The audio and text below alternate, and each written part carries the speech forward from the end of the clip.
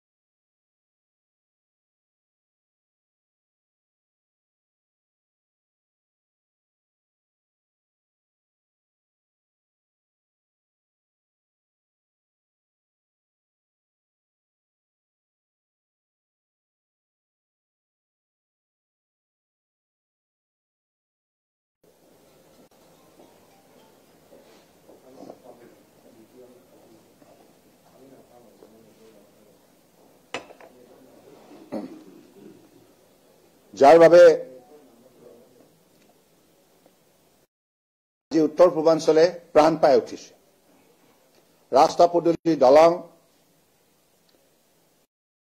আজি যেনেধৰণে নিৰ্মাণ হ'ল যোৱা 10 বছৰ, ফলত প্ৰতিখন উত্তৰ পূৰ্বাঞ্চলৰ ৰাজ্যই অৰ্থনৈতিকভাৱে সবল হৈছে, সকলো ক্ষেত্ৰতে আগৰণুৱাৰ ভূমিকা পালন কৰিবলৈ সক্ষম হৈছে। আজি আঠখন ৰাজ্য, ছিকিমে হওক বা অৰুণাচল প্ৰদেশেই হওক, নাগালেণ্ডে হওক বা মিজোৰামে হওক, মেঘালয় হওক বা ত্ৰিপুৰা হওক, অসম হওক, মণিপুৰেই হওক, আঠখন ৰাজ্যই আজি আন্তঃগাঁথনিৰ ক্ষেত্ৰত যিখিনি সুবিধা বুটলিবলৈ সক্ষম হৈছে, ই কেৱল সম্ভৱ হৈছে প্ৰধানমন্ত্ৰী নৰেন্দ্ৰ মোদী ডাঙৰীয়াৰ আন্তৰিকতাৰ বাবে। তেখেতে মনে প্ৰাণে উত্তৰ পূৰ্বাঞ্চলক ভাল পায় আৰু এই কথাখিনি আজি তেখেতে হাতে কামে প্ৰমাণ কৰি দেখুৱাইছে। আজি উত্তৰ পূৰ্বাঞ্চলৰ ৰেলপথৰ কথা যদি কয়, আজি ইলেক্ট্ৰিফিকেশ্যন অফ ৰেলৱে লাইন পূৰ্বতে কেতিয়াও উত্তৰ পূৰ্বাঞ্চলত কংগ্ৰেছৰ কাৰ্যকালত সম্ভৱ হৈ নুঠিল। ৰাইজে, উত্তৰ পূৰ্বাঞ্চলৰ ৰাইজে যেতিয়া ভাৰতবৰ্ষৰ অন্যান্য ঠাইলৈ আহে, যেতিয়া ইলেক্ট্ৰিক ট্ৰেইন দেখে, তেখেতসকলে ভাবে যে আমাৰ উত্তৰ পূৰ্বাঞ্চলতো এই ব্যৱস্থা হ'ব লাগে। কিন্তু কংগ্ৰেছৰ প্ৰধানমন্ত্ৰীয়ে হওক বা তেখেতসকলৰ অন্যান্য মন্ত্ৰীয়ে হওক, কোনো ধৰণৰ সেই সময়ৰ কাৰ্যকালত এই বিষয়টোক লৈ আন্তৰিকতা নেদেখুৱালে। কিন্তু আনপিনে মাননীয় প্ৰধানমন্ত্ৰী নৰেন্দ্ৰ মোদী ডাঙৰীয়াই উত্তৰ পূৰ্বাঞ্চলৰ ৰাইজৰ ক্ষীপ্ৰ উন্নয়নৰ বাবে বিভাগৰ প্ৰতিগৰাকী মন্ত্ৰীক নিৰ্দেশ দিলে যে আপোনালোকে উত্তৰ পূৰ্বাঞ্চললৈ যাব লাগিব, উত্তৰ পূৰ্বাঞ্চলৰ প্ৰতিখন ৰাজ্যৰ জনতাৰ সৈতে কথা পাতিব লাগিব, সমস্যাবিলাক অধ্যয়ন কৰিব লাগিব আৰু সমাধানৰ বাবে বাস্তৱসন্মত পদক্ষেপ ল'ব লাগিব। সেইবাবে আজি ব্ৰহ্মপুত্ৰৰ ওপৰত দলঙে হওক বা উত্তৰ পূৰ্বাঞ্চলৰ বিভিন্ন ৰাজ্যসমূহত স্পৰ্টছ ইউনিভাৰ্চিটি মণিপুৰৰ পৰা আৰম্ভ কৰি এইমছ বা অন্যান্য য়োগা নেচাৰোপেথী ইত্যাদি ইত্যাদি বিভিন্ন ধৰণৰ অনুষ্ঠান প্ৰতিষ্ঠান আজি উত্তৰ পূৰ্বাঞ্চলৰ প্ৰতিখন ৰাজ্যতে ৰাষ্ট্ৰীয় পৰ্যায়ৰ শিক্ষানুষ্ঠান, ৰাষ্ট্ৰীয় পৰ্যায়ৰ চিকিৎসালয় ইতিমধ্যে গঢ়লৈ উঠিল, কাৰিকৰী শিক্ষানুষ্ঠানো গঢ়লৈ উঠিল। ফলত আজি উত্তৰ পূৰ্বাঞ্চলত আপোনালোকে নিজেই দেখিছে ৰাষ্ট্ৰীয় আন্তঃৰাষ্ট্ৰীয় পৰ্যায়ৰ উত্তৰ পূৰ্বাঞ্চলৰ পুত্ৰ কন্যাই ভাল ফলাফল দেখাবলৈ সক্ষম হৈছে। অলিম্পিকৰ পৰাও আজি মেডেল আজি পোৱাৰ ক্ষেত্ৰত যিটো খেলৰ বাতাবৰণ মাননীয় প্ৰধানমন্ত্ৰী ডাঙৰীয়াই দেশত নিৰ্মাণ কৰিলে, উত্তৰ পূৰ্বাঞ্চলৰ খেলুৱৈসকলক যি সা সুবিধা প্ৰদান কৰিলে, তাৰ ফলত আজি ৰাষ্ট্ৰীয় আৰু আন্তঃৰাষ্ট্ৰীয় পৰ্যায়ত উত্তৰ পূৰ্বাঞ্চলৰ খেলুৱৈসকল হওক বা শিল্পীসকল হওক জিলিকি উঠিছে। গতিকে সেইবাবে আজিৰ তাৰিখত মই এটাই কথা ক'ম যে কংগ্ৰেছে উত্তৰ পূৰ্বাঞ্চলৰ ৰাইজৰ ওচৰত ক্ষমা খোজা উচিত। 60 বছৰ কাল ৰাজত্ব কৰাৰ পাছতো কিয় 10 বছৰ সময়ত মাননীয় প্ৰধানমন্ত্ৰী ডাঙৰীয়াই লোৱা পদক্ষেপ তেখেতসকলে ল'ব নোৱাৰিলে। আনকি অসমক ৰাজ্যসভাত প্ৰতিনিধিত্ব কৰা প্ৰতিনিধিয়ে 10 বছৰ ধৰি প্ৰধানমন্ত্ৰী হিচাপে কাৰ্যনিৰ্বাহ কৰিলে কংগ্ৰেছৰ কাৰ্যকালত। কিন্তু সেই উত্তৰ পূৰ্বাঞ্চলৰ প্ৰধানমন্ত্ৰী হৈও তেখেতে উত্তৰ পূৰ্বাঞ্চলৰ বাবে আন্তৰিকতাৰে পদক্ষেপ ল'ব নোৱাৰিলে। গতিকে সেইবাবে এটা কথা আজি স্পষ্ট হৈছে, সেইবাবে মাননীয় প্ৰধানমন্ত্ৰী নৰেন্দ্ৰ মোদী ডাঙৰীয়াৰ প্ৰতি উত্তৰ পূৰ্বাঞ্চলৰ ৰাইজৰ অগাধ বিশ্বাস আৰু আস্থা আছে।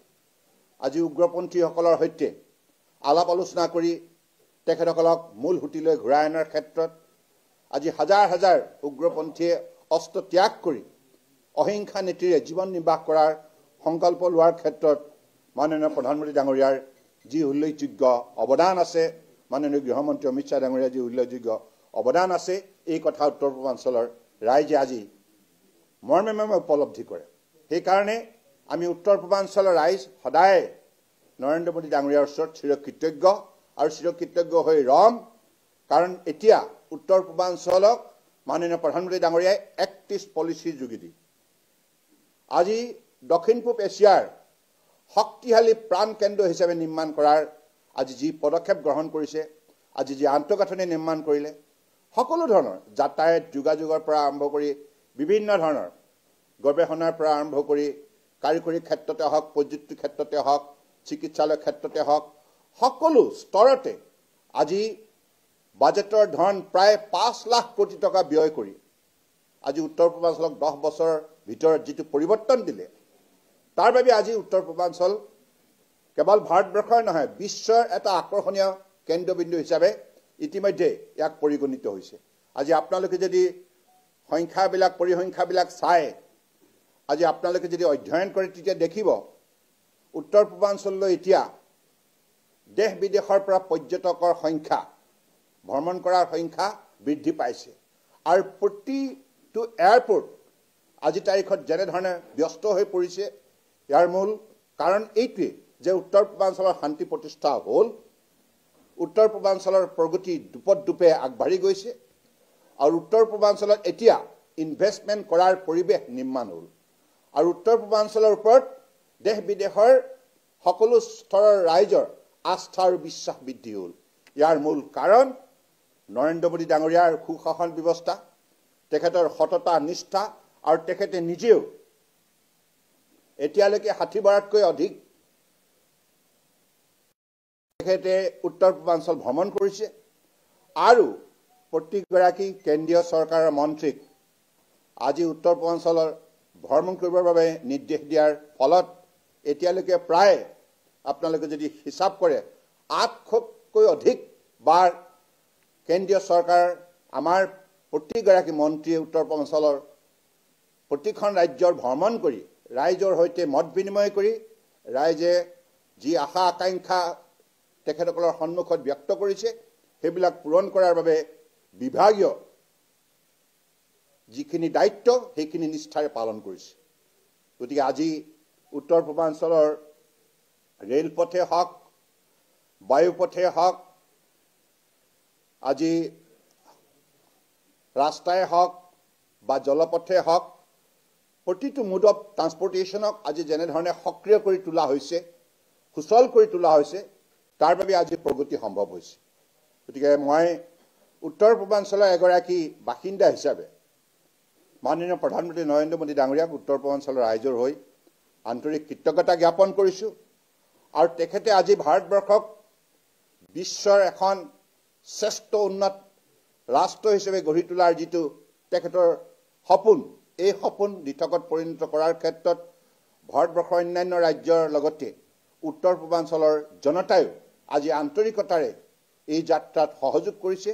তাৰ ফলত আজি উত্তৰ পূৰ্বাঞ্চল ভাৰতবৰ্ষৰ এটা উল্লেখযোগ্য এলেকা হিচাপে পৰিগণিত হৈছে আৰু মাননীয় প্ৰধানমন্ত্ৰী ডাঙৰীয়াই সেইভাৱে উত্তৰ পূৰ্বাঞ্চলৰ প্ৰতি তেখেতৰ যিখিনি আন্তৰিকতা তেখেতৰ যিখিনি লক্ষ্য উদ্দেশ্য সেইভাৱে তেখেতে উত্তৰ পূৰ্বাঞ্চলক অষ্টলক্ষ্মী হিচাপে নামাকৰণ কৰিছে। ইয়াৰ অৰ্থ এইটোৱে যে উত্তৰ পূৰ্বাঞ্চল সম্পদ সম্ভাৱনা শক্তিৰে পৰিপূৰ্ণ আৰু ভাৰতবৰ্ষক আত্মনিৰ্ভৰ ভাৰত হিচাপে গঢ়ি তোলাৰ ক্ষেত্ৰত উত্তৰ পূৰ্বাঞ্চলৰ এটা উল্লেখযোগ্য ভূমিকা আছে আৰু থাকিব।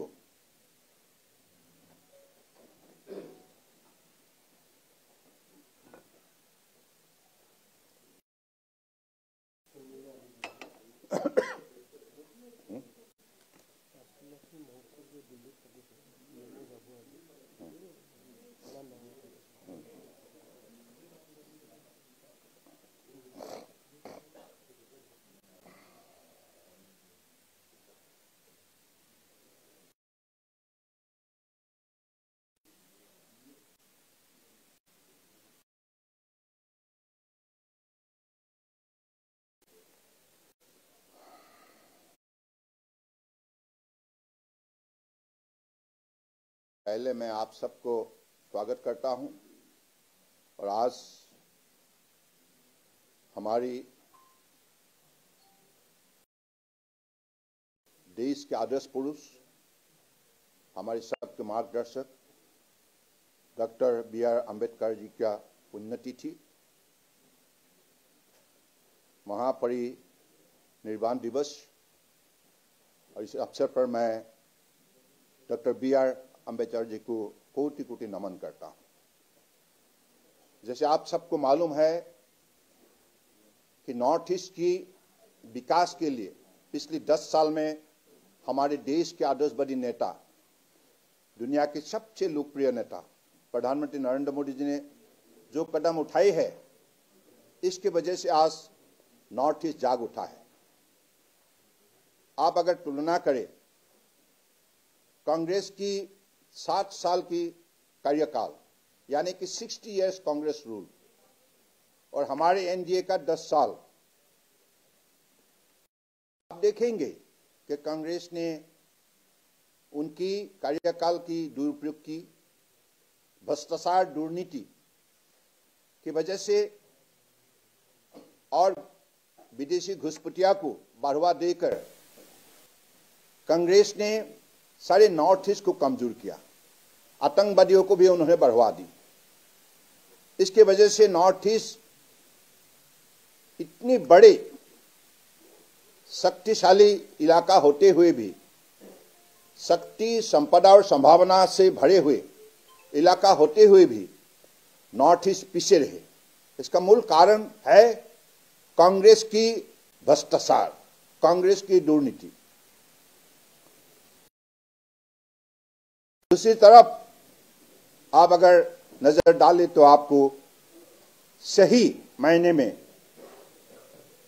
आप देखेंगे कि माननीय प्रधानमंत्री नरेंद्र मोदी जी ने 10 साल के अंदर निष्ठापूर्वक जो कदम उठाई है, नॉर्थ ईस्ट में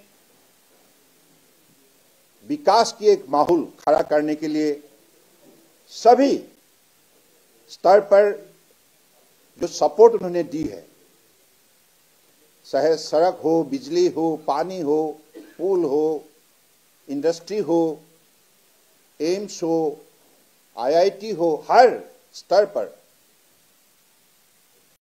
माननीय प्रधानमंत्री जी ने निष्ठापूर्वक जो सहयोग की है, इसके वजह से आज नॉर्थ ईस्ट देश के एक विकास की केंद्र बनी है और साउथ ईस्ट एशिया की एक मूल केंद्र बनाने के लिए माननीय प्रधानमंत्री जी ने look east act east policy के जरिए जो भी कदम उठाए हैं, इसके वजह से आज नॉर्थ ईस्ट का विकास ने एक देशवासियों को भी शक्ति देने का काम की है।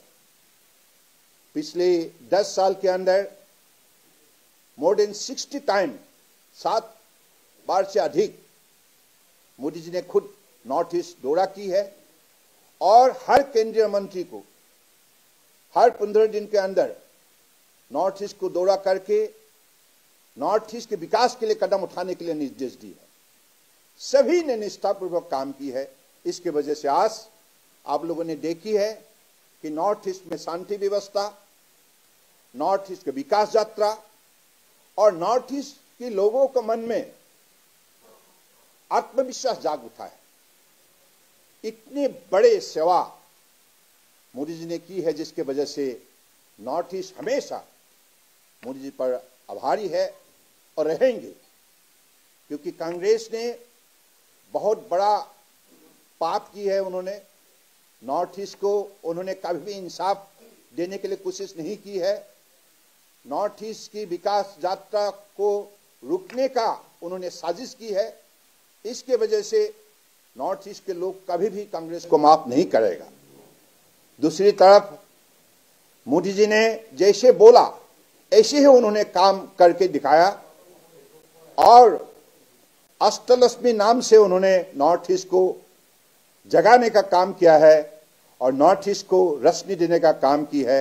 और आज आप लोगों को जान के खुशी होंगे, अष्टलक्ष्मी नाम से ही आज दिल्ली में कार्यक्रम होंगे। ये भी परम आदरणीय प्रधानमंत्री जी का ही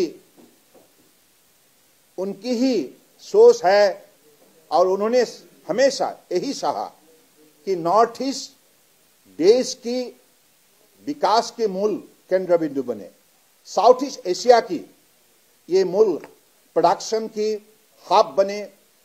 तो इसके लिए जो भी जमीनी हकीकत में जो कदम उठाना चाहिए, इस कदम उठाने के लिए उन्होंने काम की है। इसके वजह से मैं तो यही कहूंगा, बार बार कहूंगा और हर नॉर्थ ईस्ट की लोग कहेंगे, अगर किसी ने नॉर्थ ईस्ट को दिल में जगह दी है वो है नरेंद्र मोदी जी। अगर किसी ने नॉर्थ ईस्ट को आगे बढ़ाने का काम किया है वो नरेंद्र मोदी जी है और किसी ने शांति नॉर्थ ईस्ट पे लाने का अगर काम किया है वो नरेंद्र मोदी जी है। तो इसलिए मैं नॉर्थ ईस्ट की जनता की तरफ से हमारे परम आदरणीय प्रधानमंत्री जी को कोटि कोटि मैं आभार व्यक्त करना चाहता हूं और मेरा यही कहना है कि नॉर्थ ईस्ट अब भारत को आत्मनिर्भर भारत बनाने के सिलसिले में एक बहुत बड़ा भूमिका निभाने जा रहा है। महानगरीत उत्कृष्ट होटेल द विला आदर्शपुर बार्लिन नम्बर 1 काहिलीपारा सर्वशिक्षा अभियाনৰ কাৰ্যালয়ৰ কাষতে হোটেল দ ভিলাত আছে উৎকৃষ্ট মানৰ সা সুবিধা, য'ত আছে আটক ধুনীয়া কোঠা, লগতে পাব লাক্সাৰি সুইট আৰু ডিলাক্স ৰুম। তদুপৰি ৰেষ্টুৰেণ্টত পাব আপোনাৰ মন পছন্দৰ সুস্বাদু খাদ্য আৰু পাব বাৰ আৰু সুইমিং পুল। দ ভিলাত পাব আপুনি নৈসংগিক পৰিৱেশ আৰু সুস্বাদু খাদ্যৰ সম্ভাৰ।